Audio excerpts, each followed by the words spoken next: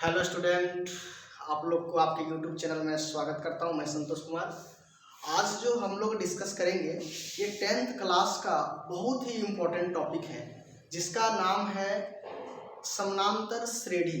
ठीक है, और इसको इंग्लिश में हम लोग कहते हैं अरिथमेटिक प्रोग्रेशन। ठीक है, समानांतर श्रेणी ही नाम क्यों पड़ा। ठीक है, ऐसे अगर इस चैप्टर को अगर अच्छे से जानना है तो आप लोगों ने बहुत से ऐसे काम दैनिक जीवन में किया है लेकिन उसमें ऑब्जर्वेशन नहीं किया था, लेकिन आज के बाद आप ऑब्जर्वेशन करोगे। ठीक है, जैसे आप लोग घर के सीढ़ियाँ ही अगर चढ़ते होंगे, जो घर में छत जाने के लिए सीढ़ी लगी होती है उसको चढ़ते होगे तो उसमें क्या ऑब्जर्व करते होगे कि हर एक सीढ़ी जो बनी है, हर एक सीढ़ी की जो ऊंचाई है ना, मतलब क्या होता है कि सेम होता है। एक सीढ़ी से दूसरे सीढ़ी में जाने के लिए, दूसरे से तीसरे जाने में के लिए, तीसरे से चौथे सीढ़ी जाने में हम लोग का जो पैर है वो क्या होता है, इक्वल उठता होगा, है कि नहीं।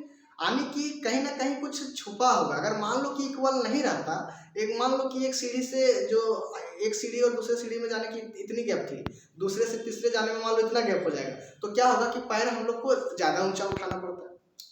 तो उसमें क्या होता है कि जब सीढ़ी बनाई जाती है तो खास करके ये बात रखा जाता है कि एक से दूसरी सीढ़ी, दूसरी से तीसरी सीढ़ी में जाएंगे तो उसकी गैप को हमेशा क्या रखना है, ऐसा गैप रखना है ताकि हमें एक सीढ़ी से दूसरी सीढ़ी में जाए चाहे दूसरे से तीसरी में जाए तो बराबर होनी चाहिए। ठीक है, तो ये एक अरिथमेटिक प्रोग्रेशन का उदाहरण है। लेकिन मैथमेटिकली क्या होगा ये चीज़ हम समझने की कोशिश करते हैं। ठीक है, मैथमेटिकली क्या होता है कि अगर मान लो एक बहुत सारे नंबर का एक सूची है ना, बहुत सारे नंबर का सूची है जिसमें से क्या कहा जाए कि पहला नंबर को छोड़ करके दूसरा नंबर में क्या होगा कि उसमें कुछ संख्या जोड़ा गया होगा, तो यानी पहला नंबर में कुछ जोड़ा गया होगा संख्या तो दूसरा मिला होगा, दूसरा संख्या में भी कुछ जोड़ा गया होगा तो तीसरा मिला होगा, तीसरा संख्या में भी कुछ जोड़ा होगा तो चौथा मिलेगा। और जो जोड़ने का जो क्रम है, हर एक गैप में जो हम जोड़ रहे हैं वो इक्वल अमाउंट में जोड़ रहे हैं, है ना।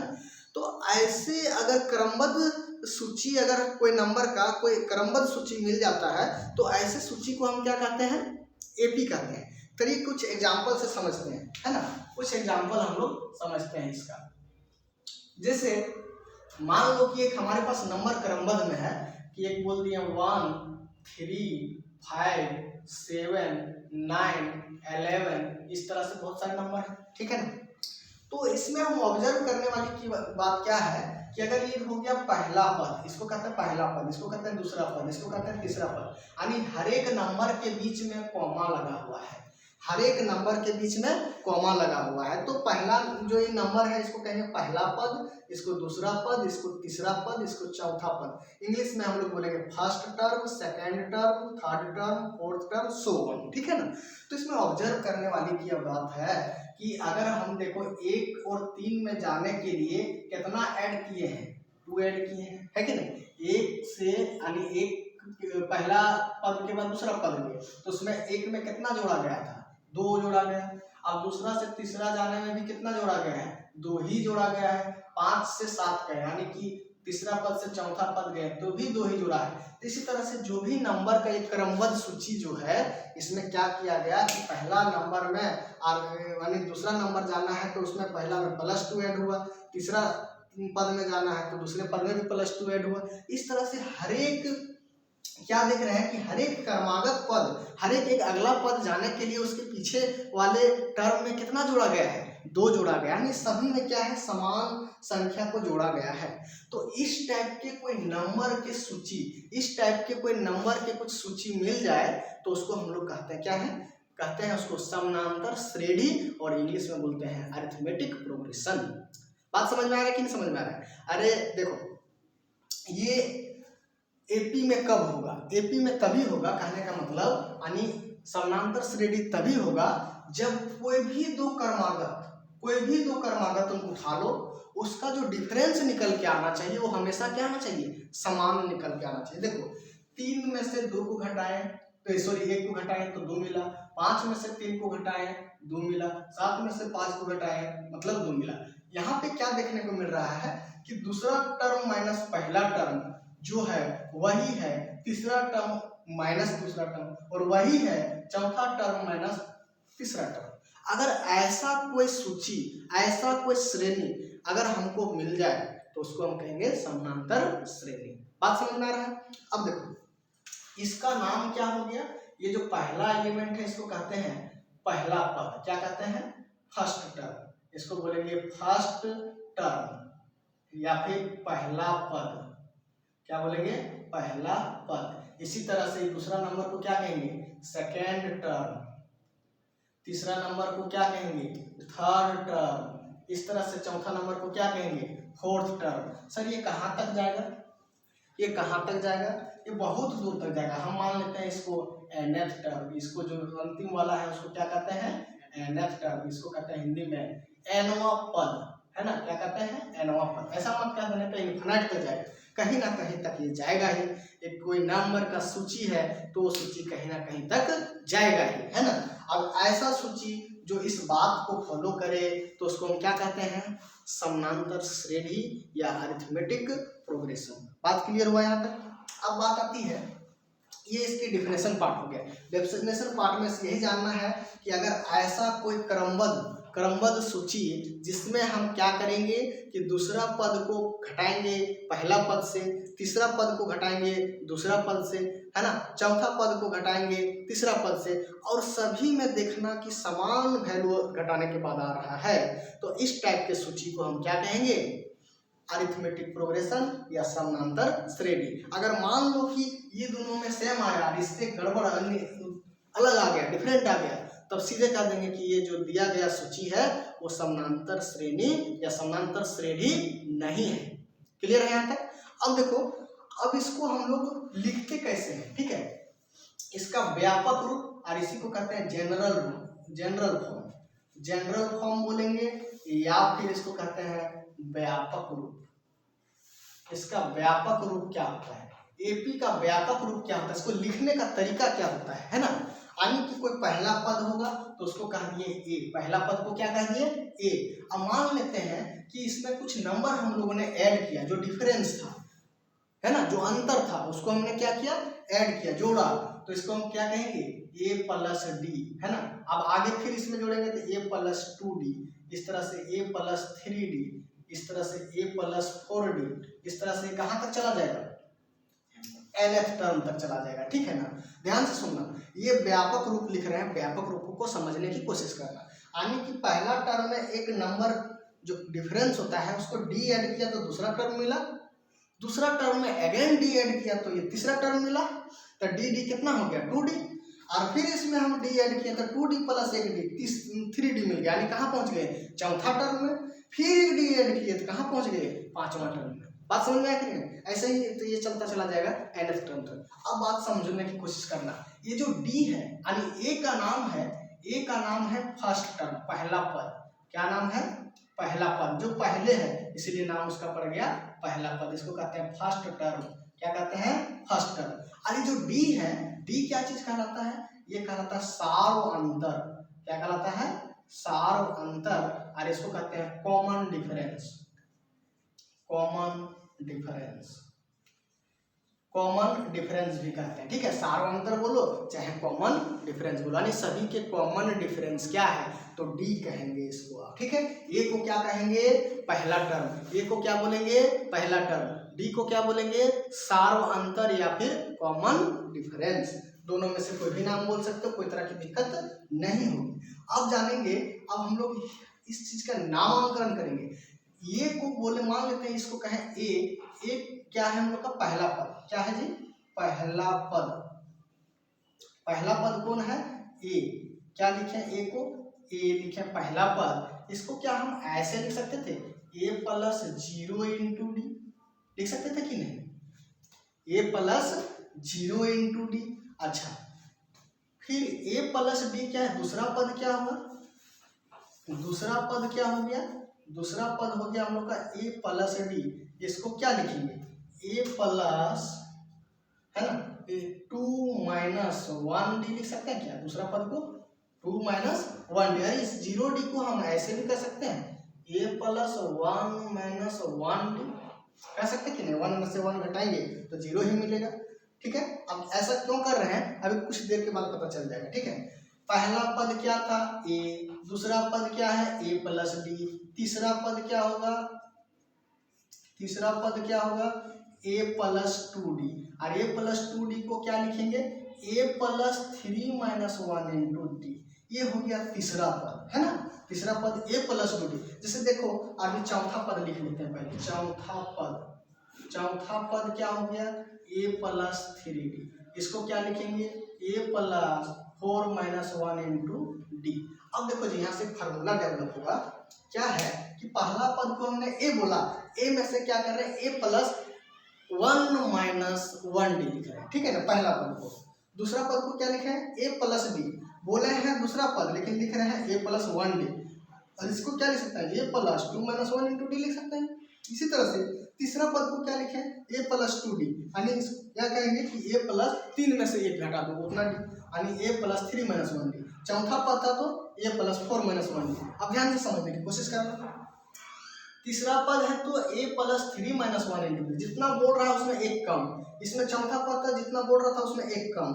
तो अगर हम कहेंगे कि nवां पद क्या होगा, nवां पद क्या होगा, है ना, nवां पद क्या होगा, तो ये इसको लिखेंगे a प्लस एन डी, क्या लिखेंगे a प्लस nवां पद की बात कर रहे हैं ना। देखो ये चौथा पद बोले थे तो 4 में से 1 किए थे, nवां पद बोल रहे हैं तो हम क्या करेंगे n माइनस 1 इंटू डी बोलेंगे, है ना। तो ये nवां पद क्या हो गया a plus n minus 1 into D. यहाँ तक क्लियर है। अब एक चीज और, पहला पद को हम लोग डिनोट करते हैं a1 से, ये कह दिए a1 मतलब पहला पद, a2 मतलब दूसरा पद, a3 मतलब तीसरा पद, a4 मतलब चौथा पद। इसी तरह से nवां पद को क्या कहेंगे an, तो an बराबर क्या है a plus n minus 1 into D. ये बहुत ही इंपॉर्टेंट बात है, ये बहुत ही इंपॉर्टेंट बात है। an is equal to a plus n minus 1 into D. अब ये कोई पद नहीं है, इसको कहते हैं हम लोग जनरल टर्म। क्या कहते हैं, जनरल टर्म। यानी अगर हम ये चीज याद रहेगा तो हम कोई भी टर्म निकाल सकते हैं। अगर हम कहें कि पांचवा पद निकालो, क्या निकालो पांचवा पद, तो n के जगह क्या रखोगे, n के जगह 5 रख दोगे, तो n के जगह 5 रखोगे तो a5 निकलेगा, है ना। a प्लस n के जगह 5 लिख दिया तो 5 माइनस 1 डी, यानी a प्लस 4d। इसलिए इसका नाम क्या पड़ा जनरल टर्म, और इसको हम एक फार्मूला की तरह बिहेव करेंगे। ये एक तरह से फार्मूला हो गया, है ना। कोई nवां पद कोई विशेष पद होता नहीं है, n के जगह हम जो चीज रख देंगे उतना पद मिल जाएगा। अगर मान लो हमें पहला पद चाहिए तो n का वैल्यू क्या रखेंगे 1 रखेंगे, तो n का वैल्यू 1 रखने से क्या मिलेगा a प्लस 1 माइनस 1 यानी कि पहला पद a मिल जाएगा ना हमें। n का वैल्यू 2 रखेंगे तो a plus 2 minus 1 into D, यानी दूसरा टर्म a प्लस डी मिल जाएगा। तो एक तरह से क्या है फार्मूला है। याद रखना कोई भी जितने भी टर्म होंगे वो या तो 1 होंगे, 2 होंगे, 3 होंगे, 4 होंगे, यानी पॉजिटिव होगा। अब ये मत बोलना कि जीरो टर्म कौन होगा, भाई टर्म है तो उसका क्या है कि या तो पहला टर्म होगा या दूसरा टर्म होगा या तीसरा टर्म होगा। ना तो हम कोई टर्म को नेगेटिव से दर्शा सकते हैं और ना ही जीरो से। कोई भी चीज़ का गिनती करते हैं, जब कहते हैं कि 1 पेन 2 पेन 3 पेन 4 पेन, कभी कहते हैं कि 0 पेन माइनस 1 पेन, नहीं। कोई चीज़ को गिनती करते हैं ना तो किससे गिनती होता है, नेचुरल नंबर से गिनती होता है, यानी कि प्राकृतिक संख्या से गिनती होता है। इसी तरह से ये जो समानांतर श्रेणी के जो टर्म्स होते हैं वो क्या होते हैं नेचुरल नंबर से ही डिनोट होते हैं। यानी कि उसको हम नहीं कहेंगे कि माइनस 10वां पद कौन होगा, 10वां पद होगा लेकिन माइनस 10वां पद नहीं होगा। नेगेटिव टर्म्स नहीं होते हैं। नंबर नेगेटिव हो सकता है बट टर्म को जो टर्म बोल रहे हैं पहला टर्म, दूसरा टर्म, तीसरा टर्म, हम कभी नहीं कहेंगे कि 0 टर्म क्या होगा, -1 टर्म क्या होगा। बात समझ में आ रहा है कि नहीं समझ में आ रहा है? ये बात हम लोग अच्छे से अगर क्लियर कर लिया तो कोई दिक्कत नहीं होगा। an का फार्मूला याद रखना है। अब ये देखो यही फार्मूला से हम लोग को बाकी काम भी करना है, ठीक है ना। an बराबर क्या हो गया a plus n minus 1 into D. ये रट लो, इसमें 2 ही फार्मूला है पूरे एक्सरसाइज में, इसी से काम आएगा, ठीक है। पहला फार्मूला भी हम लोगों ने कह दिया nवां पद मतलब nth टर्म का फार्मूला क्या हो गया an बराबर a plus n minus 1 into D. इसमें 4 बात है, चारों बात को डिस्कस करके जानेंगे। a मतलब बताए थे पहला पद या फिर फर्स्ट टर्म, डी मतलब बताए थे कॉमन डिफरेंस जिसको कहते थे सार्व अंतर, है ना। एन का मतलब हुआ उस एपी में कितने टर्म है ना, टोटल टर्म्स, ठीक है। और एन मतलब अभी बोले एनवा पद, क्या हुआ एनवा पद। अब देखो क्वेश्चन पूछने के तरीके कितना स्मार्टली पूछेंगे। सो देखो इसमें 4 चीज दिख रहा है, A D N A N A N, 4 में से क्या करेगा, कोई भी 3 दे देगा, 4 में से कोई भी 3 दे देगा। अब उससे एक ठो जो बचा है उसको इस फार्मूला से यूज करके निकालना रहेगा। बहुत आसान रहता है क्वेश्चन जो है, बहुत इसमें क्या होता है, इजी होता है, लेकिन बस हम लोग को इसको समझने की जरूरत है, रटने की जरूरत नहीं है। अगर आप समझ गए तो कोई दिक्कत नहीं होता है। कुछ क्वेश्चन लेते हैं और इसको हम लोग बढ़िया से क्लियर करते हैं, ठीक है। अब पहला टाइप का क्वेश्चन, अलग अलग टाइप के क्वेश्चन है, उस हर एक टाइप के क्वेश्चन पे हम लोग जाएंगे। अभी फिलहाल इसको आप नोट कीजिए, फिर देखते हैं।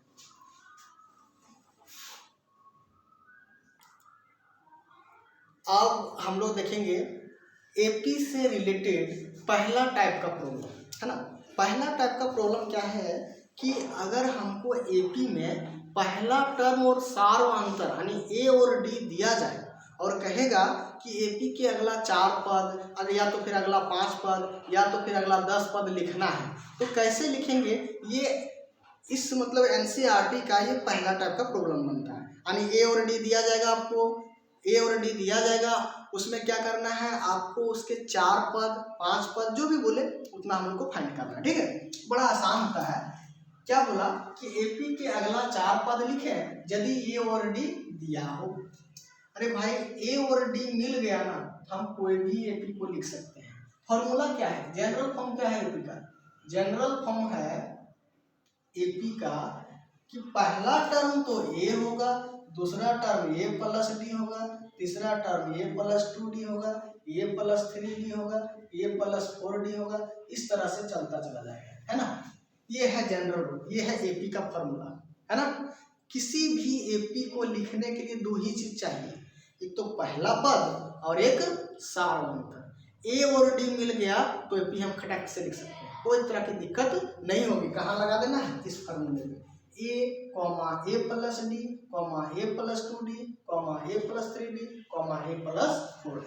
अब ये सब सारे क्वेश्चंस में हमें ए और डी दिए गए हैं, हमको लिखना क्या है, हमको लिखना है एपी, हमें बनाना है एपी यदि ए और डी दिए गए हो।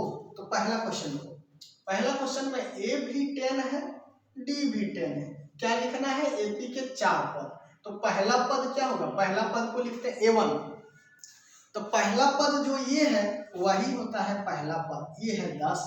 दूसरा पद क्या होता है A2, है ना। A2 को क्या लिखते हैं, A प्लस डी, क्या लिखते हैं, A प्लस डी, यही ना जी, A प्लस डी। तो ये भी 10 डी भी 10, कितना हो गया 20। A3 क्या लिखेंगे बोलो, A प्लस 3 से 1 कम डी, 3 से 1 कम मतलब 2, A प्लस 2डी, क्या हो जाएगा, ए का मान 10 और 2 गुने 10, 10 गुने 20, 20 और 10 30। A4 मतलब A प्लस 3डी यानी 4 में से 1 कम डी, है ना। 10 लिखेंगे ए को, 3 इंटू 10 लिख दो, 10 तिया 30, 30 10 40। हमें तो बोला था 4 पद लिखने के लिए, हम चाहे तो दिन भर पद लिखते रहे, कोई दिक्कत नहीं है, कितना आसान है। अब बोलो क्या क्या पद आया जी, देखो 10 आ गया, 20 आ गया, 30 आ गया, 40 आ गया, इस तरह से दिन भर लिख सकते थे। अब देखो ये एपी में है कि नहीं, अब एपी में देख जानने के लिए एपी में है कि नहीं तो चेक करते कैसे हैं, तो दूसरा में से पहला को घटा दिए, तो 20 में से 10 गया तो 10 मिल गया, तीसरा में से दूसरा को घटाया, 30 में से 20 गया तो भी 10 आया, 40 में से 30 गया तो भी 10 आया, यानी इस तरह से चलता चला जा रहा है और सभी का डिफरेंस कितना है 10 है, तो ये एपी में है। तो एपी लिखना कितना आसान है ना। इसी तरह से बाकी क्वेश्चन भी आप कर सकते हैं। अभी क्वेश्चन में क्या बोला कि ए का वैल्यू -2 है और डी का वैल्यू 0 है, यानी अंतर 0 है, यानी एपी में कितना कुछ लिखे यही आना है। तो पहला टर्म A1 को क्या लिखते हैं, ए कितना है -2, A2 बोल दो A प्लस डी, है ना, A प्लस डी मतलब -2, डी कितना है 0, क्या होगा -2 ही होगा। A3 A प्लस 2D क्या होगा -2 प्लस 2 इंटू जीरो क्या होगा 2 इंटू जीरो जीरो यानी -2 ही आएगा। यानी इस एपी के टर्म बढ़ ही नहीं रहा है, यानी कि -2 सब में मिल रहा है ना। तो इसका मतलब ये 4 भी कितना होगा -2। एपी क्या मिला -2 यानी सबको एक ही नंबर मिल रहा है -2। ये भी एपी है जिसका कॉमन डिफरेंस सार अंतर कितना है 0 है। 0 तो हो सकता है ना। मान लो हम लोग प्रसाद बांट रहे हैं तो प्रसाद क्या सबको बराबर दोगे कि किसी को कम बेसी दोगे, बराबर देंगे। तो बराबर देंगे तो कॉमन डिफरेंस 0 होगा। समझ में आया। इसी तरह से ये क्वेश्चन है तीसरा नंबर क्वेश्चन, ए का मान 4 है और डी का मान बचवा -3 है। पहला टर्म को कहते हैं हम लोग A1 क्या होगा तो पहला टर्म जो है वही A1 होता है यानी 4 हो गया। A2 क्या होगा तो A2 होता है A प्लस डी। A कितना है 4 और D कितना है प्लस लिखेंगे माइनस कर देंगे इधर 3 तो कितना होगा 4 में से 3 जाएगा, प्लस माइनस क्या होता है माइनस होता है। 4 में से 3 गया कितना बचा 1। A3 क्या होता है A प्लस 2D। A कितना था 4 प्लस 2 इंटू क्या कर देंगे -3। 4 में से 6 गया कितना बचेगा -2। A4 कितना होता है A प्लस 3D। A कितना है 4 प्लस 3 इंटू -2 ना। तो 4 माइनस 6 सॉरी ये 3 है तो ये लिखेंगे 9। 4 में से 9 जाएगा हम लोग को मिलेगा -5। तो इस तरह से 4 गो टर्म हो गया 1 गो 2 गो 3 गो 4 गो। 4 का तो लिखना बोला था, उससे ज़्यादा लिख के क्या है हम लोग टाइम वेस्ट करेंगे है ना। तो ये हुआ एपी का पहला टाइप का प्रॉब्लम। यानी ए और डी दिया गया है, हमसे पूछ रहा है कि बताओ एपी के 4 पद लिख के दिखाओ। तुमसे चैलेंज कर रहा है, ये चैलेंज स्वीकार करना है। 4 क्या मैं तो दिन भर लिखते रहूँगा है कि नहीं, क्योंकि हम ये फॉर्मूला जानते हैं। ठीक है पढ़ रहे हैं इस चैप्टर के टाइप नंबर 2 प्रॉब्लम है ना, दूसरे टाइप के प्रॉब्लम। और मैं एक चीज बता दूं, ये चैप्टर इतने आसान है कि इसका नाम है एपी है ना, इसका नाम है एपी। इसका मतलब क्या होता है, इसका मतलब अंधेरों पढ़ेगा। यानी कि तुम तो आंख वाले हो ना, जब अंधेरा पढ़ सकता है तुम आंख वाले तो पढ़ ही सकते हो, तो इसलिए इसका नाम पड़ा एपी। ये मजाक वाली बात थी बट हम लोग को देखना है, ठीक है ना। अब इसमें बोला कि निम्नलिखित एपी के प्रथम पद को क्या कहते हैं ए और सारांतर को क्या कहते हैं डी, निकालना है। अब देखो भाई, अगर ये कह दिया कि ये एपी में है तो हमें एपी दिखाने की कोई जरूरत नहीं है, कोई ज़्यादा इसमें स्मार्ट बनने की कोशिश मत करना, क्योंकि बोल दिया है भाई एपी है तो हम चेक नहीं करेंगे कि पहले दूसरा माइनस पहला तीसरा माइनस दूसरा, ये सब करने की कोई जरूरत नहीं है, क्योंकि तो पहले कह दिया ना कि एपी है। अरे नहीं कहता तब ना हम चेक करते रहे हैं, तो इसमें चेक करने की जरूरत नहीं है। अब देखेंगे कि बोला प्रथम पद क्या होता है, जो पहले होता है वही प्रथम पद होता है। तो ये बराबर हो गया 3। डी क्या होता है, दूसरा में से पहला को घटा दो, तो डी क्या होगा, दूसरा में कौन है 1, पहला में कौन है 3, 1 में से 3 को घटा कितना हो गया माइनस गया, खत्म आंसर। हाँ दूसरा बोलो, पहला पद कितना है -5 है, जो पहले है वही पहला पद। और डी क्या होगा -1, यानी दूसरा में से इसको घटाएंगे, -1 में से -5 कर देंगे, यही ना। तो देखो अब इसको गुना होता है, ब्रैकेट खुलेगा तो गुना होगा, और माइनस को माइनस से गुना करेंगे तो प्लस हो जाएगा। और -1 + 5 कौन नहीं जानता है, वो थोड़ा सा हमें बताना कमेंट करके, ठीक है ना। इसमें बोलो पहला पद तो यही होगा सर जो पहले आया है, तो लिख दो ए का वैल्यू 1/3। दूसरा पद सर अरे कोई दिक्कत नहीं है, 5/3 में से 1/3 को घटा कर देखिए दूसरा पद आ जाएगा आपका ना, तो 4/3 हो जाएगा कॉमन डिफरेंस। सॉरी अब देखो इसमें पहला पद जो पहले है वही पहला पद 0.6। डी क्या होगा, डी हो जाएगा 1.7 में से घटाएंगे किसको 0.6 को, घटाने आता है ना, आता होगा। 7 में से 6 गया 1 और इधर 1.1 ही हो जाएगा इसका सार अंतर। अब जो इसके क्वेश्चन नंबर टाइप नंबर 3 में फॉरवर्ड करेंगे उसमें क्या होगा कि उसमें तो सबसे पहले पता लगाना पड़ेगा कि एपी है कि नहीं है। अगर एपी है तो उसका पहला पद और सार अंतर ज्ञात करें। ये हम लोग को तीसरा टाइप का प्रॉब्लम है और इस पे हम लोग बहुत सारे क्वेश्चंस करने वाले हैं, तो आप लोग लगे रहें। अब हम लोग एपी के तीसरे टाइप की प्रॉब्लम की ओर मूव कर रहे हैं। ठीक है, तीसरा टाइप का प्रॉब्लम में क्या कहता है कि आने कुछ हमें इस टाइप से सूची दिए जाएंगे, अब उसमें पता करना है कि जो दिया गया सूची एपी में है कि नहीं है। अगर है तो उसका सार अंतर क्या है और उसके अगला 3 और पद लिख के दिखा देना है, यही पूछा है। ठीक है, तो सबसे पहला इसमें चेक करेंगे कि एपी है कि नहीं है। तो एपी है कि नहीं है, इसके लिए मूल मंत्र क्या बताया गया है? मूल मंत्र ये बताया गया है कि इसको दूसरा में से पहला को घटाओ, तीसरा में से दूसरा को घटाओ, चौथा में से तीसरा को घटाओ, और अगर समान आ गया तो दिया गया सूची किसमें होगा? एपी में होगा। अगर ऐसा नहीं है तो वो एपी में नहीं है। अब चेक करते हैं। चेक क्या करना है कि 4 में से 2 को घटाए, कितना मिला? तो 2 मिला सर। 8 में से 4 को घटाए, कितना मिला? 4 मिला। खट्ट से बोलेंगे अरे ये तो बराबर नहीं आ रहा है, क्या कहेंगे? एपी नहीं है, नॉट एपी। जब एपी है ही नहीं तो अगला क्या पद लिखना? नहीं लिख पाओगे, नहीं कह सकते हो क्या होगा आगे। ठीक है ना? बात समझ में आया? अब देखो, इस टाइप के क्वेश्चन में लोग को बुखार लग जाता है। इसमें भाई लगना ही नहीं चाहिए बुखार। हम लोग तो जानते हैं कि दूसरा में से क्या करेंगे? पहला को घटा दें। तो 3 प्लस √2 है हमारे पास बचवा, और उसमें से 3 को घटाना है। ठीक है ना? तो ये देखो 3 माइनस का है, ये प्लस का है, तो हम क्या करेंगे? इसको काट देंगे, है ना? क्या बचा? √2 बचा, यानी कि दूसरा में से पहला को घटा दिए। फिर क्या करेंगे? तीसरा में से दूसरा को। तो 3 प्लस 2√2 है हमारे पास, और माइनस क्या कर रहे हैं? 3 प्लस √2 को, है ना? अब देखो ये 3 प्लस का है, 3 माइनस का है, हमें तो लग रहा है इसे काट देना चाहिए। हाँ बिल्कुल काटना चाहिए। अब हम लोग के पास क्या बचा? 2 √2 माइनस √2, और 2 √2 में से 1 √2 क्या करेंगे? घटा देंगे। 2 चॉकलेट था, 1 चॉकलेट खा लिया, कितना बचेगा? 1 ही चॉकलेट बचेगा ना। तो ये भी √2 आया, ये भी √2 आया। अगला चेक करोगे ना, तीसरा से चौथा को माइनस करोगे तो भी यही आने वाला है। इसका मतलब ये एपी में है, बिल्कुल एपी में है। सार अंतर क्या हो गया? सार अंतर कितना आ रहा था? यहाँ भी √2 आया, यहाँ भी √2 आया, यानी कि डी कितना मिल गया? √2। पहला टर्म कितना है? तो 3। समझ में आ रहा कि नहीं? अगला और 3 टर्म लिखना है। कितना टर्म लिखा गया था?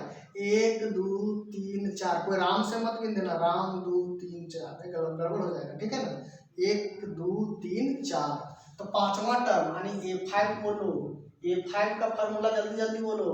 A प्लस 4D होता है कि नहीं, है ना? A6 का फॉर्मूला बोलो। A plus 5D। A7 का बोलो। A plus 6D। 3 तो लिखना बोला था, अब लिख दो।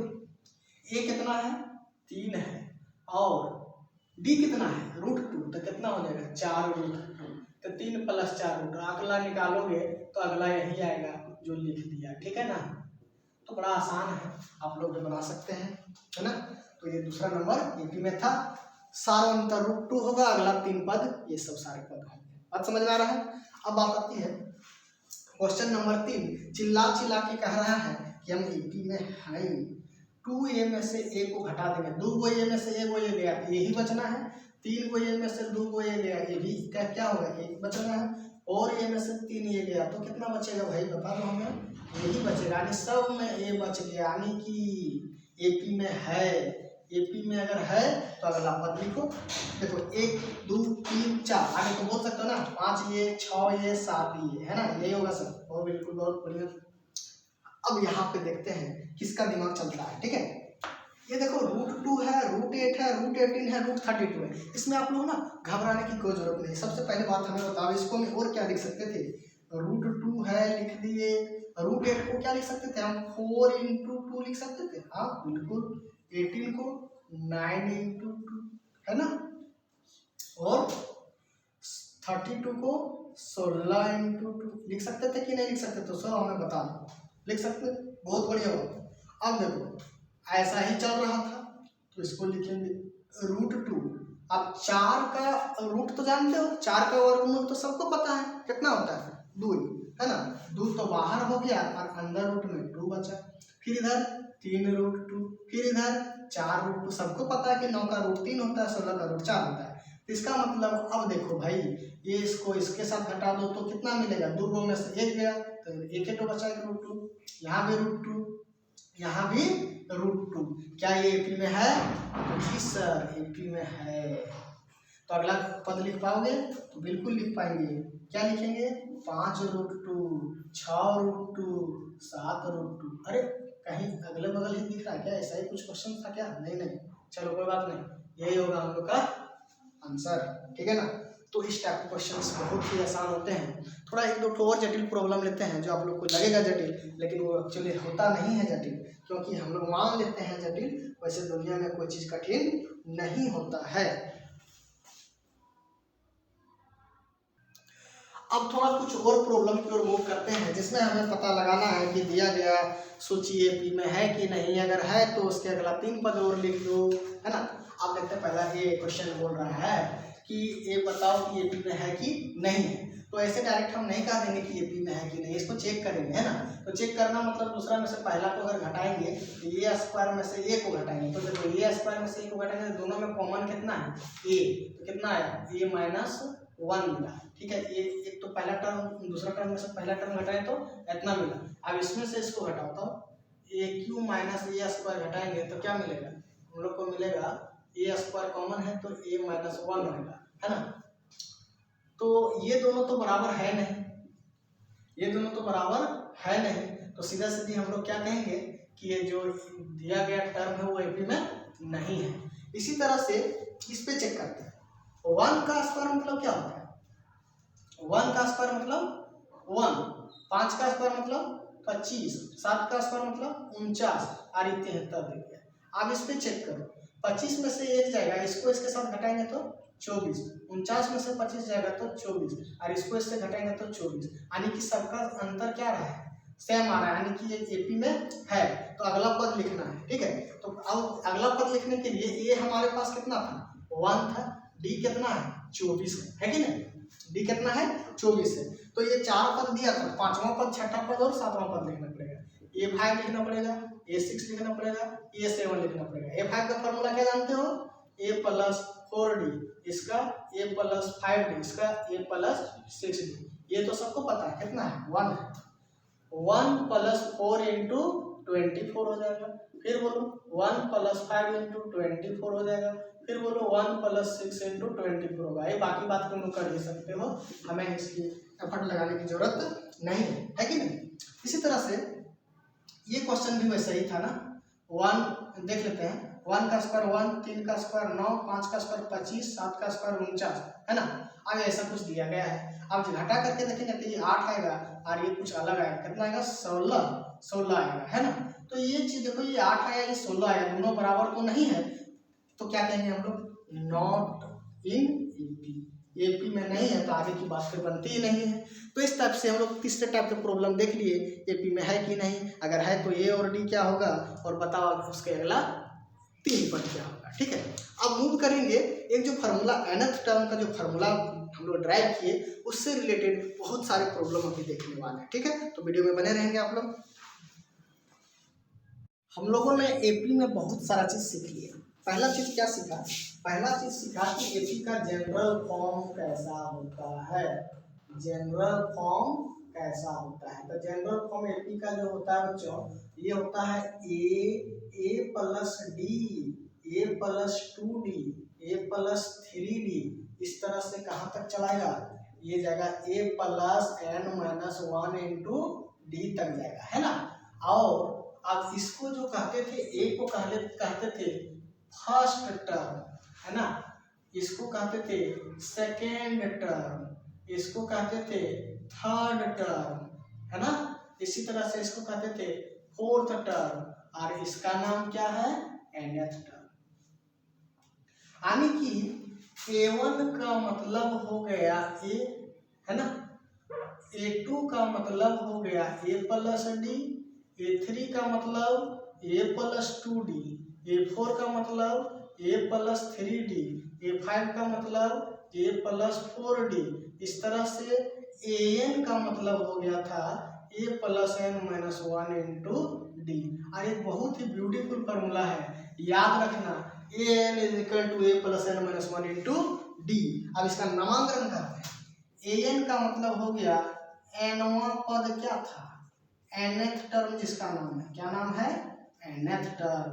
A को पहला टर्म, फर्स्ट टर्म, D को कॉमन डिफरेंस CD से कहेंगे, n को कितना टर्म था, कितने बच्चे थे, टोटल टर्म्स, कितने आदमी थे ना। चलो ये बात समझ में आ गया। अब देखो इसमें क्या है कि इसमें 4 ठो लोग हैं, 3 ठो लोग दिए रहे, एक लोग को पता लगाना है, कि तीनों के हेल्प से इसको पता लगा सकते हैं। 4 आदमी में से एक आदमी को हमेशा गायब कर देगा तो तीनों मिलके पता लगा देंगे, ठीक है। अब इससे कुछ रिलेटेड हम लोग प्रॉब्लम देखते हैं, आप ही के किताब का कुछ प्रॉब्लम है उसको देखते हैं। पहला जो प्रश्नावली 5.2 निकालिएगा, एक्सरसाइज 5.2 निकालिएगा, उसमें एक बक्सा होगा, वो बक्सा में एक जगह होगा A लिखा हुआ, वो बक्सा को देखिएगा, एक जगह लिखा होगा A, एक जगह D, एक जगह N, एक जगह AN। क्या करेगा, इसमें नुक्का छिपी खेल खेलेगा। नुक्का छिपी मतलब 3 जन ढूंढेगा चौथा को, कहाँ गया रे, तुम्हें हमको पकड़ना है ना। तो मान लो पहला क्वेश्चन कह रहा है कि A 7 है, D 3 है, N 8 है। अब इसको पूछना है कि कहाँ पे है। ये तीनों मिलके किसको ढूंढेंगे, AN को ढूंढेंगे, है ना। कहने का मतलब A का मान 7 है, D का मान 3 है, N 8 है, 8 को टर्म है।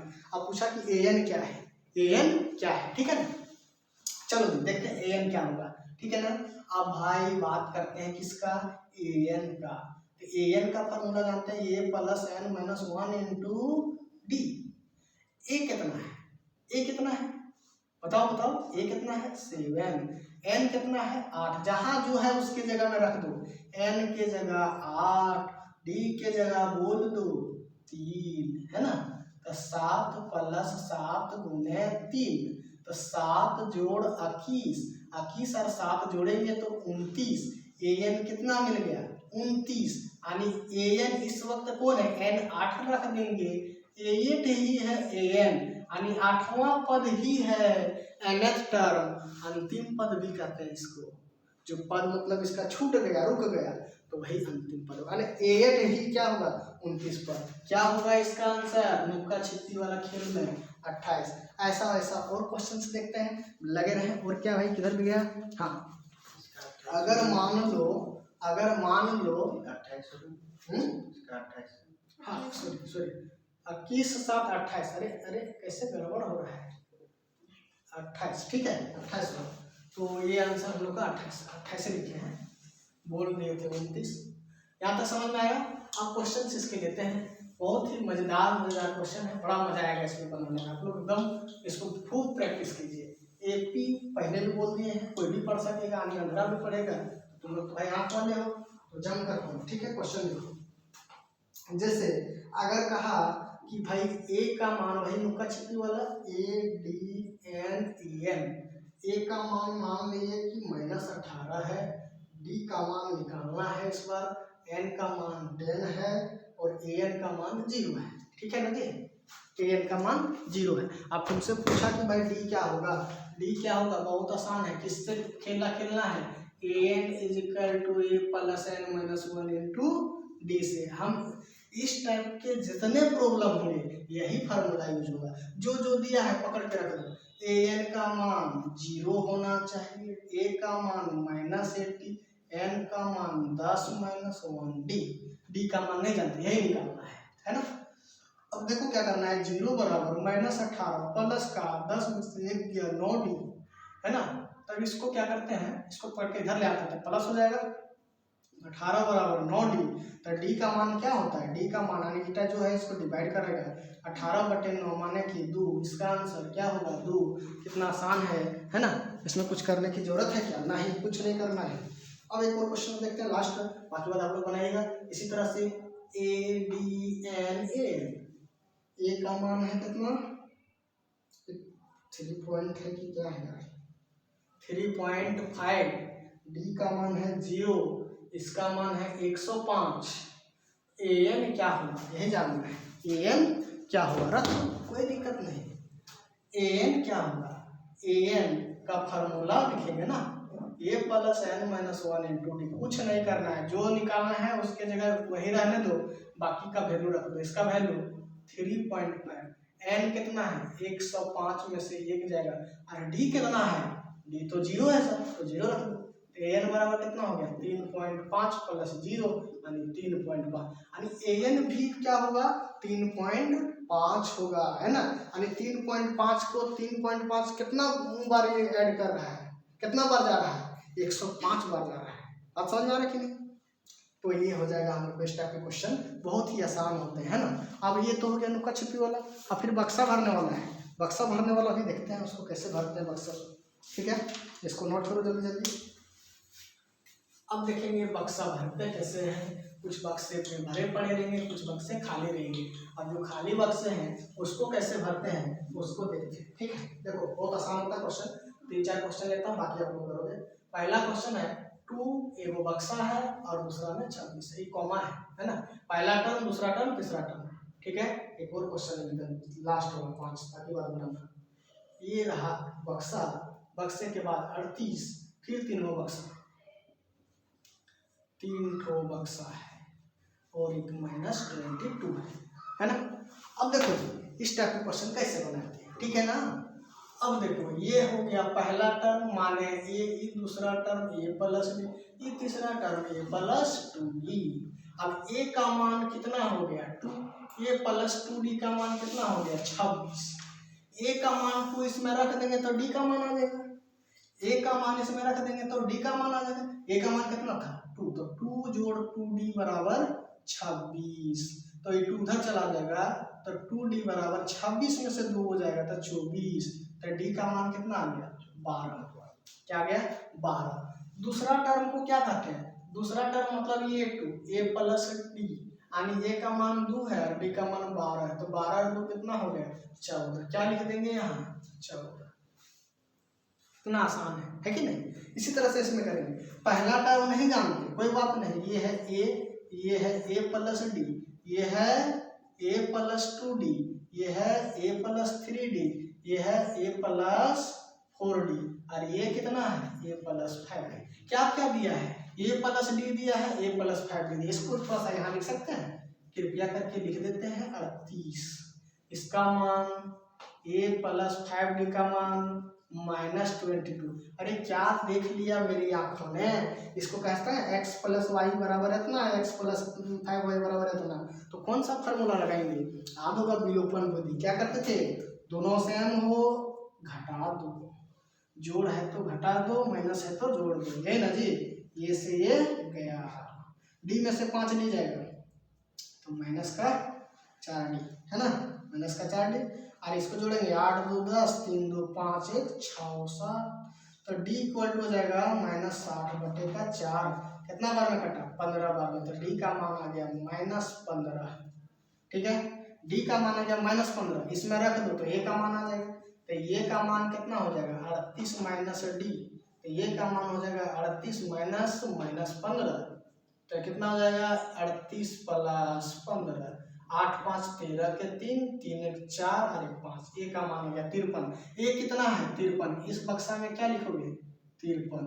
ये कितना है ए प्लस 2d, ए प्लस 2d निकाल लो बच्चों, क्या होगा 53 प्लस 2 इंटू -15, तो 53 में से 30 गया, तो 3 और 2, ये बक्सवा में क्या लिखाएगा 23। अब देखो क्या करना है, 15 15 माइनस करते चले जाना है, ठीक है ना। तो चूंकि सबका अंतर तो कितना है -15 है, तो इसमें हम लोग क्या करेंगे 23 में से 15 घटा दो, तो 23 में से 15 घटाएंगे कितना बचेगा 8 ना, तो ये हो जाएगा 8।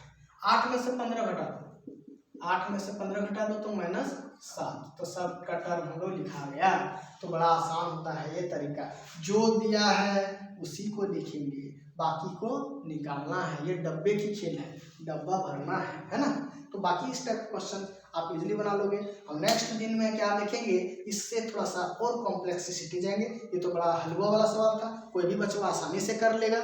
और वैसे सवाल करेंगे जो थोड़ा सा अलग टाइप का होगा, लेकिन इससे भी हमारे 2-3 क्वेश्चन एग्जाम में आ ही जाएंगे, तो इसको भी बढ़िया से कर लेना। तो आज के लिए इतना ही, धन्यवाद सभी को। आप चैनल में नए होंगे तो सब्सक्राइब करेंगे, दोस्तों के बीच शेयर करेंगे और वीडियो को एंजॉय करेंगे। हमारी शुभकामनाएं आपके साथ है। थैंक यू, धन्यवाद सभी को।